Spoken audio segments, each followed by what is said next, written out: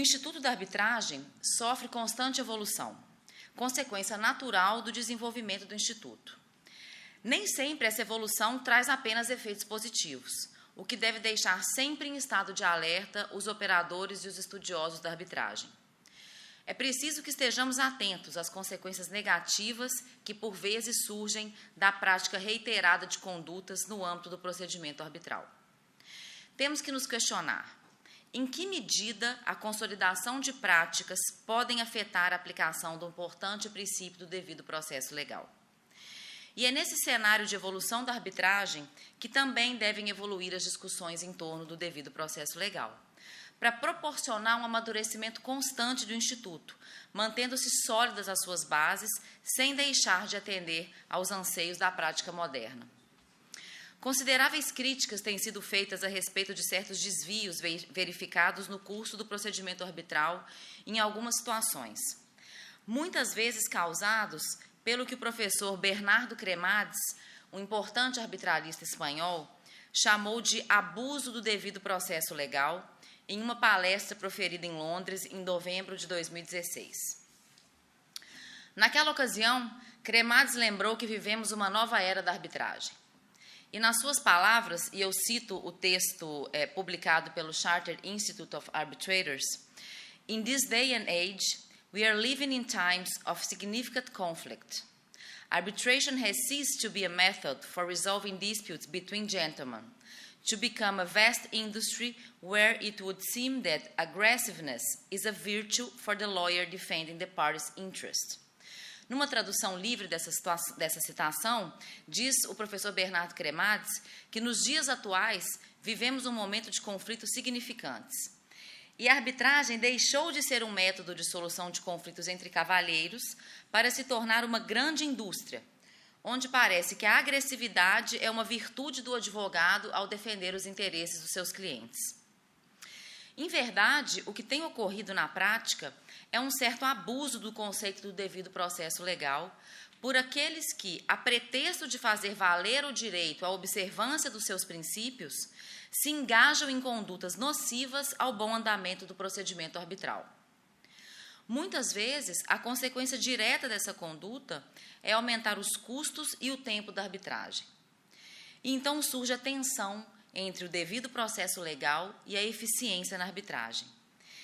E também a característica própria da arbitragem, que é a flexibilidade do procedimento arbitral. A grande questão que se coloca aqui, então, é a seguinte: como conciliar essas três premissas: devido processo legal, eficiência e flexibilidade? Como garantir a flexibilidade e, ao mesmo tempo, um processo justo e equilibrado, na medida em que o conceito do devido processo legal é, de certa forma, amplo e abstrato, na medida em que a lei de arbitragem e os regulamentos das instituições arbitrais são bastante abertos quanto às normas de processo? Como garantir um processo eficiente na acepção mais ampla da eficiência? A previsibilidade é um fator que contribui para a eficiência. E ela é menor na arbitragem do que no processo judicial, onde as regras são fixas e imutáveis. Na arbitragem, a flexibilidade pode impactar negativamente a previsibilidade. E como mitigar esse problema e aumentar a previsibilidade no procedimento arbitral? Reconhecendo que os princípios gerais de processo se aplicam à arbitragem, dentre eles toda a sistemática do devido processo legal. Vejam só como a lei de arbitragem nos apresenta esse desafio de conciliar flexibilidade, devido processo legal e flexibilidade. Diz o artigo 21 da lei de arbitragem, caput: a arbitragem obedecerá ao procedimento estabelecido pelas partes na Convenção de Arbitragem, que poderá reportar-se às regras de um órgão arbitral institucional ou entidade especializada, facultando-se ainda às partes delegar ao próprio árbitro ou ao tribunal arbitral regular o procedimento. Vejam os senhores e as senhoras que essa é uma regra que garante total flexibilidade ao procedimento e relativa previsibilidade. Certamente, ao eleger uma arbitragem institucional, aquela administrada por um órgão especializado na condução de procedimentos arbitrais, como o caso do campo CCBC, aqui trazido pela Silvia, em que as partes elegem previamente um regulamento de arbitragem que traz as normas de procedimentos a serem observadas naquele caso concreto, garante uma maior previsibilidade à arbitragem. E vejam o parágrafo 2º do artigo 21 da Lei de Arbitragem, o que diz: serão sempre respeitados no procedimento arbitral os princípios do contraditório, da igualdade das partes, da imparcialidade do julgador, do árbitro e de seu livre conhecimento. Então, é uma regra que garante segurança jurídica e previsibilidade neste sentido. Então, ao mesmo tempo que o caput do artigo 21 garante uma ampla liberdade, uma ampla flexibilidade procedimental para as partes, causando uma aparente falta de flexibilidade, vem o parágrafo 2º do artigo 21 para garantir que os princípios basilares do devido processo legal serão respeitados, conferindo, portanto, uma previsibilidade muito importante para as partes e, inclusive, também para os árbitros, que lhes dá o norte de atuação na sua função jurisdicional. Então, não há dúvida, portanto, de que a nossa lei de arbitragem preconiza a necessária observância dos princípios fundamentais que conformam o devido processo legal. A garantia do devido processo legal é mesmo inafastável e está prevista pela Constituição Federal de 1988, em seu artigo 5º, incisos 54 e 55, quando trata das garantias aplicáveis aos litigantes em processo judicial ou administrativo. Segundo o inciso 54, ninguém será privado da liberdade ou de seus bens sem o devido processo legal. E o inciso 55 diz que aos litigantes em processo judicial ou administrativo e aos acusados em geral são assegurados o contraditório e a ampla defesa com os meios e recursos a ele inerentes. Segundo os processualistas, pode-se afirmar que o árbitro deve aplicar os princípios gerais de processo, o que não se confunde com a aplicação das regras e dispositivos do Código de Processo Civil, que não se aplicam à arbitragem. Isto porque, na verdade, espera-se que o árbitro observe não apenas os princípios expressamente abrigados pela lei de arbitragem, mas sim todas as garantias constitucionais do processo. Nas palavras de Carlos Alberto Carmona, que é um dos coautores da lei de arbitragem, na palestra que proferiu em 2017 no Congresso do Centro Brasileiro de Mediação e Arbitragem, os princípios gerais de processo são aqueles que refletem opções políticas e alicerçam a ciência do direito processual, que, portanto, devem ser observados por qualquer julgador. Então, quais seriam e como seriam aplicados esses princípios no âmbito do procedimento arbitral? E eu vou citar alguns para vocês a título exemplificativo. A inafastabilidade do controle jurisdicional. Sim, o árbitro exerce jurisdição. A arbitragem como meio adequado de acesso à ordem jurídica justa. Portanto, ao se submeter à arbitragem, garante-se o exercício da jurisdição. A imparcialidade do julgador, expressamente previsto na lei de arbitragem, no artigo 21, parágrafo 2º, que eu já mencionei. Os árbitros são sujeitos às mesmas regras de impedimento e suspeição dos juízes estatais, conforme previsto no artigo 14. Possuem o dever de revelação, também previsto no artigo 14, parágrafo 1º. E há a possibilidade de impugnação dos árbitros pelas partes, também previsto neste mesmo dispositivo e no artigo 15. Também há a garantia do juiz natural. Como assim a garantia do juiz natural se a arbitragem não é distribuída? Mas o árbitro ele deve ser nomeado de acordo com as regras definidas pelas partes, na convenção de arbitragem. E a inobservância deste procedimento, previamente escolhido pelas partes, pode levar à nulidade da sentença arbitral, conforme o artigo 32(2) da Lei de Arbitragem. A igualdade das partes também deve ser prestigiada na arbitragem, que nada mais é do que o oferecimento de igual participação dos litigantes no processo, conforme previsto no artigo 21, parágrafo 2º, e a valoração das provas de modo isonômico. O contraditório, também previsto no artigo 21, parágrafo 2º, que permite dar a ciência dos atos alheios por cada uma das partes, possibilidade de pedir e alegar e provar, e legitima a flexibilidade do procedimento. A liberdade das partes, que é uma projeção processual da garantia geral de liberdade prevista no artigo 5º da Constituição. a liberdade de eleição da via arbitral como alternativa de acesso à justiça, a liberdade de escolha do procedimento. Permite flexibilidade, sempre desde que observados os limites do devido processo legal. A publicidade dos atos processuais é mitigado na esfera da arbitragem, porque não é obrigatória a publicidade dos atos na arbitragem, salvo no caso da administração pública, em que a existência da arbitragem deve ser divulgada, mas a confidencialidade é praxe, mas não é regra, não é obrigatória. E, por fim, o meu último exemplo, a motivação das sentenças e demais decisões. É uma verdadeira prestação de contas às partes, principalmente para a parte vencida. A gente costuma dizer que o árbitro faz a sentença para a parte que perde, né? Porque justamente é esta parte que quer essa prestação de contas. Claro que a parte que vence quer entender por que ela venceu e quer conhecer ali a fundamentação do árbitro, mas, de fato, o árbitro redige a sentença para a parte que sai vencida.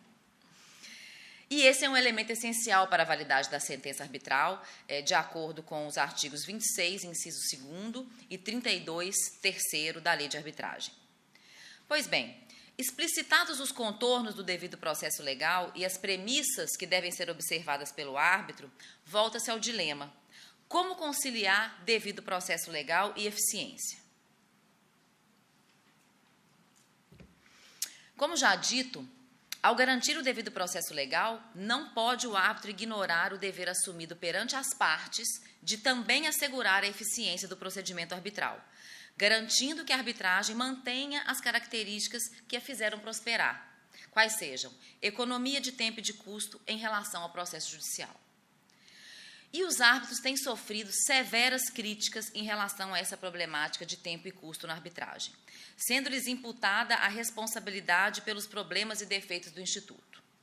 Mas é necessário fazer uma avaliação mais criteriosa e objetiva das raízes desses problemas, que não raras às vezes se encontram nos excessos cometidos pelos representantes das partes, eventualmente usando o devido processo legal como uma verdadeira cortina de fumaça para cobertar segundas intenções. Por exemplo, fixação de prazos excessivamente longos no calendário processual. E ainda assim, não são raras as vezes em que os árbitros recebem manifestações conjuntas de ambas as partes, pedindo ainda mais prorrogações. Temos visto fase inicial dos procedimentos arbitrais durarem 120, 180 dias, apenas para a parte de apresentação das alegações escritas, a pedido dos advogados. Os árbitros tentam enxugar esse calendário, diminuir os prazos, e os advogados pedem que não, os árbitros acabam concordando com esses pedidos de prorrogação, porque são os advogados que sabem o trabalho que tem pela frente no início da arbitragem. Os árbitros não têm como avaliar a magnitude do trabalho e a complexidade do caso. Também a dificuldade de agenda para a realização da audiência. Muitas vezes também audiências marcadas com meses de antecedência, pouco tempo antes da audiência, os advogados pedindo remarcação das audiências. Excessiva apresentação de documentos, cujo volume demanda um tempo enorme para avaliação pelos árbitros, para, ao final, descobrir que somente uma pequena parcela deles é verdadeiramente útil para a formação do seu convencimento. E eu abro um parêntese para relatar uma experiência que eu tive como árbitra, um caso bastante complexo, envolvendo uma obra grande de engenharia, em que, um belo dia, eu estava trabalhando no meu escritório e a secretária me chama e diz: doutora Flávia, tem um caminhão de mudanças lá embaixo. Diz que vieram lhe entregar uns documentos. E não pode, você sabe que aqui no prédio só final de semana que pode entrar caminhão de mudança na garagem. Falei, bom, vou lá ver o que é. Eram caixas e mais caixas de documentos juntados pela parte. E nessas caixas, pasmem os senhores, tinham inclusive as notas fiscais dos papéis higiênicos comprados para a obra, que não tinham absolutamente nada a ver com a controvérsia. Então, isso é uma perda de tempo, isso causa ineficiência ao procedimento arbitral, porque só o tempo que eu gastei para abrir aquelas caixas, porque, obviamente, você recebe os documentos, tem que abrir tudo, tem que ver o que está lá dentro. Então, tivemos que olhar separar o joio do trigo. Foi quase um mês para fazer isso, para poder, então, decidir o que seria feito da fase instrutória. Tem uma terrível prática de juntar documentos em bloco, né? Voltando sempre ao exemplo da construção, que é a área que eu mais atuo. Blocos, um documento inteiro de PDF com todos os relatórios diários de obra da obra. Todos. De todos os dias. A obra durou 5 anos, tem 5 anos de RDO em um documento de PDF. O árbitro precisa ser direcionado para a prova. Junte o RDO que lhe interessa. Os 10, os 100, os 200, mas não os 5.000, né? Juntada de documentos que não se relacionam com a disputa, como esse exemplo dos papéis higiênicos que eu dei aí aos senhores. Daí os árbitros acabam fazendo o que deveria ter sido feito pelas próprias partes, que é organizar de forma clara e concisa a prova documental. Outro exemplo, realização de audiências ineficientes, com excesso de testemunhas, muitas vezes desnecessárias, 3, 4, 5 testemunhas para falar sobre o mesmo fato, para repetir as mesmas coisas. Exceto de prova técnica, exceto de experts. Também tem havido agora uma proliferação de legal opinions e de relatórios técnicos de engenheiros. Antigamente vinha um parecer, agora tem casos que a gente encontra 3 pareceres da mesma parte, sobre o mesmo assunto. Enfim, pode-se também citar as arguições de incidentes processuais com impugnações frívolas de árbitros e peritos em estágios diversos do procedimento arbitral, mesmo após o momento oportuno para apresentar essas objeções, que devem ser feitas ao início do procedimento, tão logo o profissional é nomeado. Façam o seu dever de casa, façam a pesquisa prévia do profissional, seja ele o árbitro, seja ele o perito, e apresente a sua eventual impugnação no momento oportuno, e não depois de proferida a sentença, depois de fim da instrução. Mais um caso meu, dá para escrever um livro, de um caso que eu estou participando agora, em que houve uma apresentação de um incidente de impugnação do perito após a apresentação do laudo pericial. Ao invés de passarmos para a fase de esclarecimentos do laudo, o que é absolutamente normal e natural em todo caso de arbitragem de engenharia, vem o laudo pericial, ele tem que ser esmiuçado, ele tem que ser esclarecido, leva-se o perito à audiência. Não, agora estamos desde final do ano, o laudo foi apresentado no final de dezembro, janeiro, fevereiro, março, abril, maio, discutindo o incidente de impugnação do perito. Aí vai dizer que a culpa é dos árbitros, que as arbitragens estão demorando muito, né? Então, essa é uma reflexão. Estamos aqui na Casa do Advogado e eu quero propositadamente trazer essa reflexão aos senhores. Por fim, a insistência na realização de perícias, quando o tribunal já está convicto da sua desnecessidade em razão da existência de outras provas já suficientes para a formação do seu livre convencimento. E aqui também eu abro um parêntese para trazer uma questão interessante para o debate. Afinal, de quem é a prova? Não há dúvidas de que o destinatário da prova é o árbitro. Mas deve ele aceitar todos os pedidos de produção de prova? Fala-se que a arbitragem é das partes e que o árbitro está a seu serviço. Seria isso mesmo? Não teriam os árbitros a obrigação de conduzir a arbitragem do modo mais eficiente possível, ainda que contrariando um ou outro pedido da parte? O artigo 22 da Lei de Arbitragem diz o seguinte: poderá o árbitro ou o tribunal arbitral tomar o depoimento das partes, ouvir testemunhas, determinar a realização de perícias ou outras provas que julgar necessárias, conforme mediante requerimento das partes ou de ofício. Poderá o árbitro, não diz que deverá o árbitro aceitar todos os pedidos de prova solicitados pelas partes. Também o Código de Processo Civil, fazendo uma analogia, diz que, no artigo 369, as partes têm o direito de empregar todos os meios legais, bem como os moralmente legítimos, para provar a verdade dos fatos em que se funda o pedido ou a defesa e influir eficazmente na convicção do juiz. E o 370 diz que caberá ao juiz, de ofício ou ao requerimento da parte, determinar as provas necessárias ao julgamento ou ao mérito. Então, é claro que cabe às partes exercer o seu direito à prova, mas também cabe aos árbitros exercer o seu direito na valoração da prova, seja na prova já constituída, seja na própria necessidade da produção daquela prova. Fica claro que, se de um lado deve-se garantir às partes o direito à produção das provas, de outro lado cabe ao julgador decidir que provas são pertinentes e necessárias à formação do seu convencimento. É preciso encontrar um equilíbrio entre essas duas premissas. O ideal é que as partes confiem na percepção dos árbitros, julgadores eleitos por elas próprias, e que lhes permita exercer sua função jurisdicional sem influências externas, como as constantes ameaças feitas ao longo do procedimento arbitral de que o indeferimento de um pedido de produção de determinada prova levará necessariamente à nulidade da sentença arbitral. O artigo 32, inciso 8º da Lei de Arbitragem, determina que a sentença arbitral é nula quando comprovado o desrespeito aos princípios preconizados no parágrafo 2º, artigo 21 da lei, justamente os princípios do devido processo legal, como eu já mencionei aos senhores.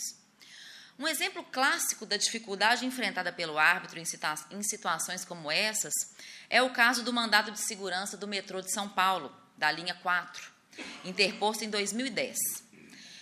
Neste caso, era uma arbitragem em que eram partes a Companhia Metropolitana de São Paulo, né, o metrô, e de outro lado, o consórcio Via Amarela. Então, essa arbitragem ela foi instaurada, típica arbitragem de engenharia, sob a alegação de desequilíbrio econômico-financeiro do contrato. Houve uma sentença arbitral parcial que condenou o metrô a indenizar o consórcio e determinou a liquidação do valor por meio de uma perícia contábil. E a parte queria também que fosse realizada uma segunda perícia de engenharia, além da que já havia sido realizada. E o metrô, o Tribunal Arbitral indeferiu esse pedido de prova e o metrô, portanto, ajuizou o mandado de segurança contra a decisão do árbitro que indeferiu uma produção de prova. Infelizmente, em primeira instância, a parte teve sucesso, a liminar foi obtida. Esse juiz de primeira instância reconheceu a supremacia do interesse público sobre o privado e vislumbrou indícios de irregularidade na eleição do juízo arbitral como meio de solução de conflito, já entrando numa outra seara de disponibilidade do direito. Abriu-se a caixa de Pandora para que o judiciário fizesse uma intervenção naquele caso. Mas o que aconteceu? Houve um agravo, suspendendo a decisão, o agravo foi admitido, suspendendo a decisão de primeiro grau, entendeu e legitimando a decisão do tribunal arbitral. Infelizmente, esse processo não chegou ao fim, nós não tivemos uma decisão definitiva desse mandado de segurança, porque o processo foi extinto sem julgamento de mérito, em razão da decadência do direito do impetrante pelo decurso do prazo previsto na Lei 12.016. Portanto, o mérito não foi enfrentado, o que é uma pena, mas, felizmente, pelo menos tivemos uma decisão de segunda instância que reverteu a liminar anteriormente conferida. Não é uma situação corriqueira, foi um caso excepcional, mas que ilustra aos senhores esse dilema que vive o árbitro, de eventualmente estar sujeito a sofrer um mandado de segurança contra uma decisão legitimamente proferida no âmbito do procedimento arbitral, no exercício da sua jurisdição.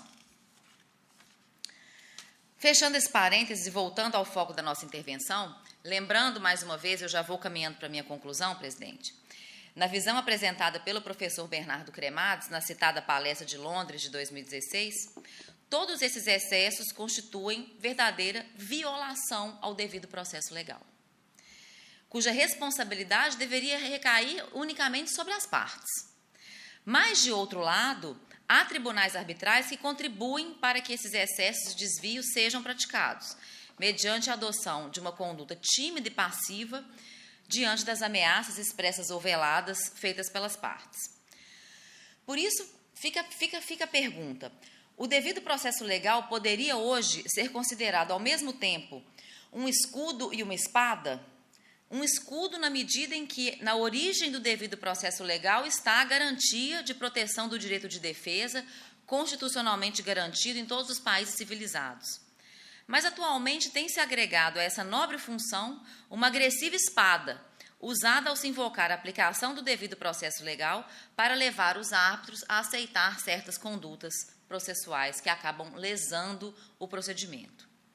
É preciso, portanto, que se faça uma análise criteriosa para distinguir quando a arguição de questões relativas ao devido processo legal é justificável e quando não for este o caso, nas situações em que os árbitros verificarem estar-se diante de condutas abusivas e ameaças infundadas, as quais devem ser rejeitadas em benefício da condução eficaz do procedimento arbitral. Pode-se dizer que, na delimitação dos limites de observância do devido processo legal, o árbitro enfrenta seu maior dilema, quando confrontado com chantagens relativas à efetividade da sentença arbitral, caso seja negado um pleito de natureza procedimental.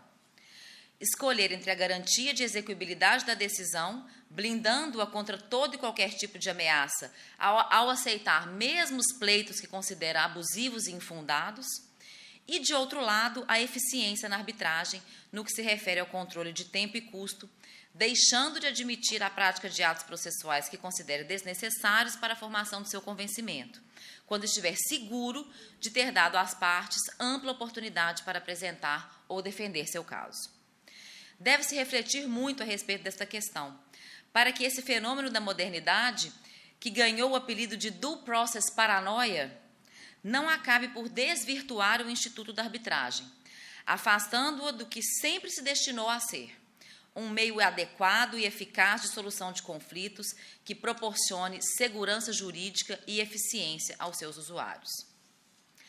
Ao evitar a proliferação do due process paranoia, pode-se conter o problema da ineficiência do procedimento arbitral, causada pelo constante aumento dos seus custos e tempo de duração.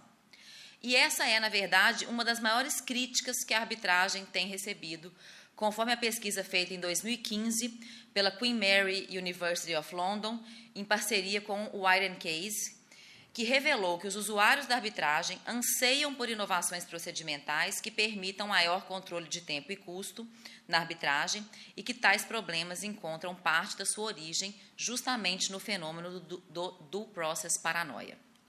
Segundo alguns respondentes da pesquisa, seria difícil controlar esse fenômeno, já que a arbitragem tem origem contratual, originada e moldada na vontade das partes. De outro lado, há quem considere que as ameaças feitas aos árbitros quanto à validade da sentença arbitral não deveriam justificar uma conduta exageradamente cautelosa por parte dos árbitros, os quais deveriam se dedicar a administrar o procedimento com firmeza e eficiência. Essa percepção foi consistente com os resultados da pesquisa também feita pela Queen Mary e pelo White & Case em 2010, que revelou que árbitros com estilo mais proativo na administração dos procedimentos são preferíveis àqueles que têm estilo mais reativo. Deve o árbitro impedir, na medida do possível, e até mesmo, por que não, punir, as práticas dilatórias e táticas de guerrilha de modo firme e consciente, dentro dos limites do devido processo legal. Fazer esse equilíbrio, fazer esse confronto entre essas premissas e permitir o equilíbrio ao procedimento arbitral. Esta é a verdadeira função e o maior desafio que a arbitragem encontra nos dias de hoje.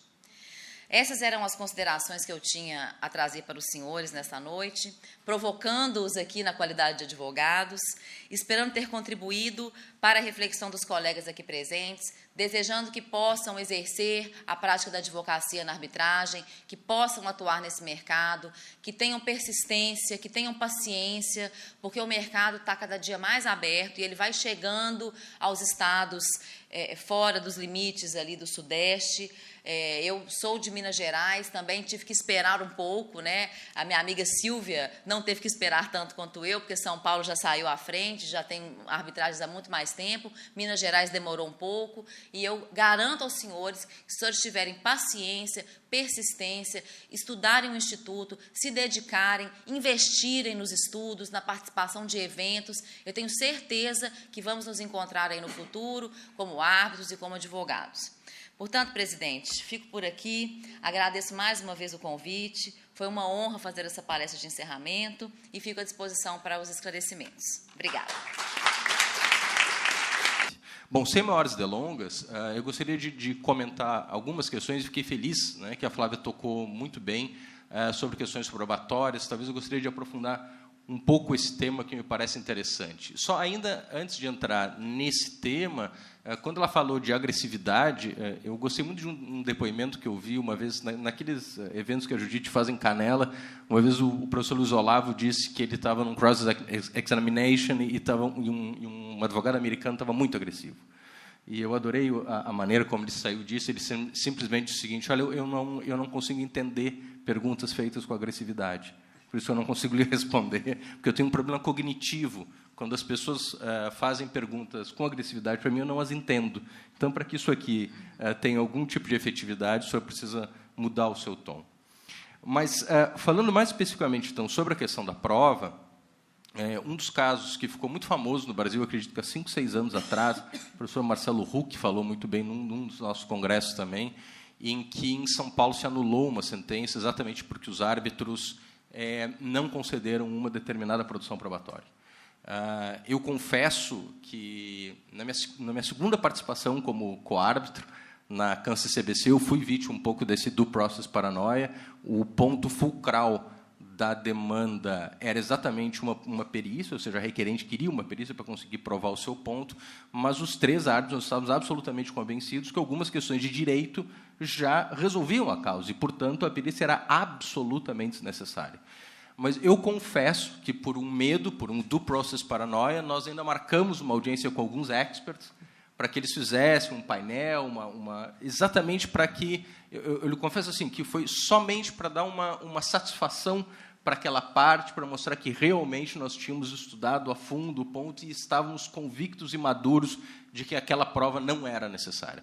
Porque, realmente, essa questão probatória é uma das mais complicadas. Eu fiquei, inclusive, surpreso quando uma das estatísticas que o próprio Guilherme traz, nos seus artigos, dizendo que, em arbitragem internacional, e ele falava isso quando também um dos outros temas, né, do Congresso do ano passado, quando ele falava da questão da vinculação dos precedentes, ou do árbitro, a eventual vinculação do árbitro aos precedentes, ele dizia: olha, eu acho que isso não é tão importante na prática, porque há uma estatística que diz que, na arbitragem internacional, entre 60% e 70% de todos os processos são decididos pela questão probatória.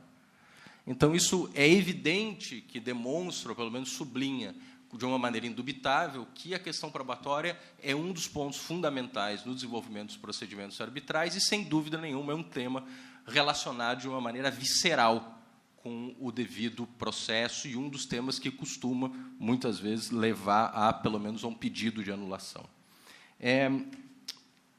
Em 2016, uma das oportunidades interessantes que eu tive nesse pós-doc que tu comentava é que, evidentemente, eu fui para estudar Direito Civil, como só ia acontecer, mas, na Universidade de Orlando, eles têm um mestrado exclusivo de fundamentação probatória, que tem como das grandes estrelas o professor Michele Tarufo, o sócio do Ricardo estava lá, né, o Vitor fazendo aluno de doutorado, defendeu brilhantemente exatamente sobre a questão probatória, e nós falávamos, inclusive, que a doutrina brasileira é muito pobre, né? Não só entre os arbitralistas, mas entre os processualistas, de uma maneira geral, a doutrina brasileira sobre prova ela é muito pobre, ou seja, nos últimos anos vem melhorando muito.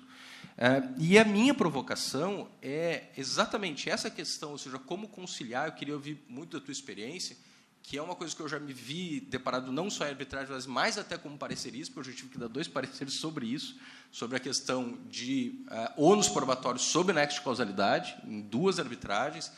E, infelizmente, eu tive que... Agora, em 2016, a gente começou a ter melhores livros no Brasil, mas quase só um acesso à doutrina estrangeira, e essa falta de cultura nossa, eu tive uma dificuldade muito grande de fazer uma harmonização entre um iure novit curia, entre um due process e uma fixação que não de algo que a gente está muito acostumado a fazer, que é sobre ônus probatório, ou seja, quem tem que provar, mas algo que eu acho que nós, árbitros, também, muitas vezes não deixamos claro para as partes, e que pode gerar uma surpresa, é qual é o padrão probatório. Qual é o standard probatório que nós vamos usar para a definição. Isso é absolutamente fundamental e decide uma demanda. Né? Então, se 60% a 70% dos casos em arbitragem internacional são decididos por questão probatória, nós não estamos acostumados a fixar padrões probatórios. Então, algo muito diferente do ônus probatório, de quem tem que provar. Mas qual é o padrão probatório que eu vou exigir nessa arbitragem para considerar algo provado ou não? Né? É algo que a gente tem muito ainda a aprender com o pessoal da Common Law, ou seja, eles estão muito, né, acostumados. Aqui a gente vai usar um beyond a reasonable doubt, aqui a gente vai usar o more probably than not, ou seja, padrões probatórios, e que talvez uma ofensa a isso e uma surpresa da parte, ao se deparar com uma sentença que utilizou um padrão probatório não esperado, poderia gerar uma eventual violação ao devido processo legal. Só para tentar ilustrar isso de uma maneira muito rápida, né, vários casos que no Brasil e no direito continental europeu nós decidimos com a teoria da perda da chance, né, ou seja, olha, não tem um nexo de causalidade certo, ou não consigo provar um nexo de causalidade certo entre o dano final, então eu provo o nexo de causalidade só com a chance perdida, que é uma outra categoria de dano. Grande parte desses casos, nos Estados Unidos, eles não precisam disso, porque eles vão direto ao dano final, exatamente porque o padrão probatório de nexo de causalidade é muito menor. Como eles usam um padrão, um standard probatório de more probably than not, só, o que a gente traduz em estatística por 51%, aqui eu não consigo dar procedência para um determinado pedido de acordo com a nossa cultura. Né? E um americano não tem problema nenhum. Ele vai dizer, a gente diria, não, isso aqui não está provado que determinada escavação causou a demolição daquele prédio. E o americano diz assim, não, mas estatisticamente aqui os peritos dizem que tem 60% de chance de que isso aconteceu. Isso, para mim, é more probably than not, está provado, totalmente procedente o pedido na demanda arbitral. Então, essa é uma questão que assim, eu acho muito importante a gente discutir mais em arbitragem, e eu queria muito te ouvir se tu tem alguma experiência nesse caso, ou seja, de como trabalhar essa questão do iure novit curia, estabelecimento de padrões probatórios, e eu nunca vi, pelo menos, algum advogado tentando desafiar, depois, judicialmente, uma sentença arbitral por uma falta de definição de padrão probatório. Né? Mas eu nunca vi, exatamente porque eu tenho uma experiência muito menor. Por isso que eu queria muito te ouvir. Obrigado. Bom, obrigada, Rafael, pela pergunta difícil, né? Eu não tenho uma resposta pronta para isso. Claro, como você mesmo diz, é algo que a gente ainda tem que debater muito, tem que estudar muito. Eu, nos meus casos em que eu atuo como árbitra, eu procuro ser muito pragmática. O que eu vejo é assim, eu vejo que as partes, quando elas entram com a demanda, vem, às vezes, 100, 150 páginas de alegações escritas, caminhões de documentos, e à medida em que você vai depurando o caso, à medida que você vai estudando o caso e que as partes vão trocando manifestações, isso vai diminuindo. Tá? Então, uma prática que eu tenho feito em todos os casos de arbitragem que eu atuo logo que finaliza a etapa de alegações escritas, a fase postulatória, marcar a audiência de apresentação do caso, e aí que as partes finalizam as alegações escritas com um pedido de produção de provas. E aí vem todos os pedidos de provas que você imaginar, né? Porque não quer deixar de pedir nada. Aí você chama as partes para audiência, fala, tá bom, agora você vai aqui oralmente me justificar as provas que você quer produzir e nós vamos aqui debater sobre isso. E, na sequência, uma outra medida também que eu vejo que tem ajudado muito nessa definição da prova é a fixação dos pontos controvertidos, em conjunto pelas partes. Então, aquilo que era gigante há 6, 8 meses atrás, muitas vezes torna-se metade do que era. E aí você tem uma melhor orientação para definir a instrução. E eu acho que é muito útil, depois dessa audiência de apresentação do caso, o tribunal endereçar perguntas às partes. Tá? Gostaria agora que vocês voltassem com as suas alegações em relação a este ponto, que vocês comentassem este documento, ou eventualmente tragam o documento que foi mencionado na apresentação. Isso acontece demais, o documento não está no processo, não está nos autos, mas ele é falado. Então, cadê o documento? Eu atuo como árbitra num caso agora, por exemplo, que tinha toda uma discussão de perícia, isso e aquilo, que é relativa à propriedade intelectual, e aí, no dia da audiência de apresentação do caso, ele diz, não, mas o meu produto continua a ser vendido com a minha marca por ele. Digita aí, Casas Bahia, não sei o quê, o tal do produto, que você vai ver que ele está lá sendo vendido por ele. Eu falei, por que você não me trouxe essa documentação antes? Eu preciso de perícia para apurar esse fato? Esse fato não está disponível na internet? Para que você quer fazer uma perícia em relação a isso? né? E o que eu busco, Rafael, é a verdade, a tal verdade real, entendeu? Acho que, às vezes, as definições teóricas, doutrinárias, no caso concreto, não me impressionam. O que me impressiona, na verdade, são os documentos, depoimentos de testemunhas-chave, e eu gosto muito de fragmentar a produção da prova. Eu, particularmente, eu sou um pouco minoria nesse sentido, porque normalmente o pessoal prefere ficar a semana inteira fazendo audiência e ouvir representante legal, testemunha, perito, expert, todo mundo numa leva só. Eu prefiro fragmentar. Eu prefiro fazer, eventualmente, primeiro a perícia, depurar o que vai sobrar, então a gente leva para a prova testemunhal, ou vice-versa, às vezes fazer a prova testemunhal antes, e com isso você vai definindo os estándares de prova, de acordo com o que você precisa para formar o seu convencimento. Então, eu atuo muito com base nesse pragmatismo de acordo com o caso concreto. A gente tem os nossos estándares, e a minha preocupação toda é exatamente que a parte saiba o nosso estándar para não ser surpreendida. Eu acho que exatamente essas perguntas que a gente faz à parte, ainda que não haja uma fixação expressa, digamos assim, de um modelo teórico que será seguido, isso mostra à parte exatamente, olha, eu estou querendo isso aqui. Ou seja, eu estou dando a dica que, se isso aqui não for apresentado dessa forma, eu não vou considerar que isso aqui está aprovado. Né? Então, eu acho que essa questão que é fundamental, né, exatamente pela nossa flexibilidade na arbitragem, que a parte entenda exatamente qual é o meu critério. Né? Ou seja, não vai ter surpresa na sentença. Né? Se eu disser que não está aprovado, ninguém vai dizer, nossa, mas como é que eu imaginar que tu não ias considerar essa prova? Então, estamos cortando. Exatamente. Foi muito bem. Eu entendi a mensagem. Muito obrigado, Flávia, pela resposta. Muito obrigado pela participação. Foi muito sutil.